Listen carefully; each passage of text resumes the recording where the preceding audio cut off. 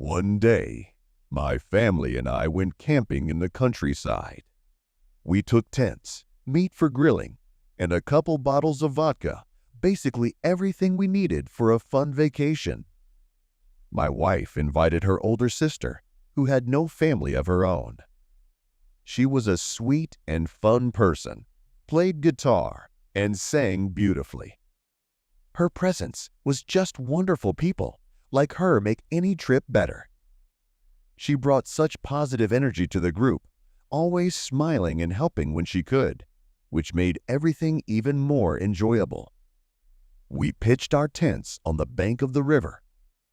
We chose the perfect spot. The river was calm, surrounded by tall trees, and the air was filled with the scent of pine needles and fresh grass.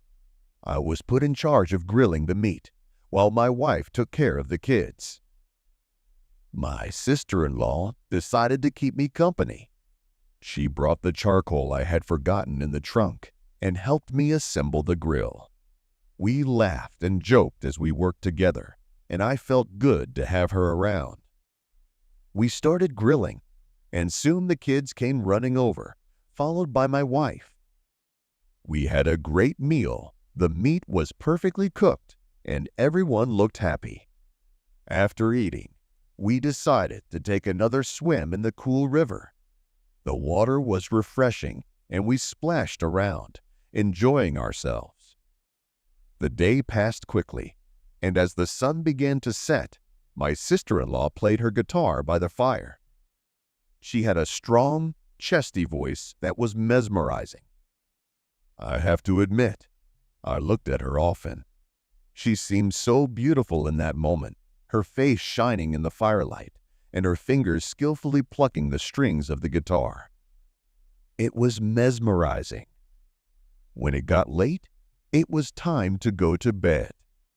We had 2 tents, a big one where my wife and children slept, and a smaller one for me. My sister-in-law had her own tent a little farther away from ours. The fire died down, and the night was quiet, with only the sounds of the river and the occasional rustling of leaves. I laid down in the tent, but after 20 minutes, I still couldn't fall asleep.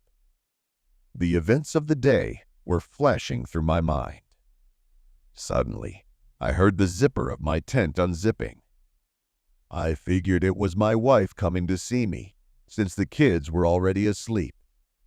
Without thinking long, as soon as the tent opened, I pulled her inside and started kissing her.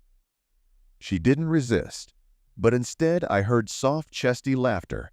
It wasn't my wife. It was her sister. I was stunned and immediately let her go, stammering an apology. But she only laughed and moved closer, wrapping her arms around me. I could feel her warmth in the darkness, and she laughed again, amused by my reaction. Her laugh was soft, almost purring, and I felt the tension building between us. I whispered, "What are you doing? If your sister catches us, it will be a disaster for both of us." She leaned over and touched her lips to my ear, whispering back, "Come on, she's been asleep for a while, and so have you." Her voice was teasing, playful, and it sent shivers down my spine. Her breath was warm against my ear, and I could feel her hands moving slowly across my cheek. For a moment, I hesitated, wondering if I should do this. Thoughts of risk, of consequences, flashed through my mind. But when she started kissing me again, harder this time, my resolve weakened. Her lips were soft, her body warm, and I felt my indecision melt away. I helped her undress and slipped out of my sleeping bag. It quickly became hot in the small tent. It was cramped, but that only added to the tension, the feel of her body against mine, the adrenaline, the fear of being caught. Everything was heightened to the extreme. I remembered that night for a long time, the mixture of adrenaline, risk, and desire. It was something I didn't expect, but it happened, and it left its mark on both of us. The mystery and thrill stayed with me, and memories of it surfaced in quiet moments. That night changed our relationship, though we never talked about it afterward. There was an unspoken understanding, a shared secret that bound us together, exciting and frightening at the same time.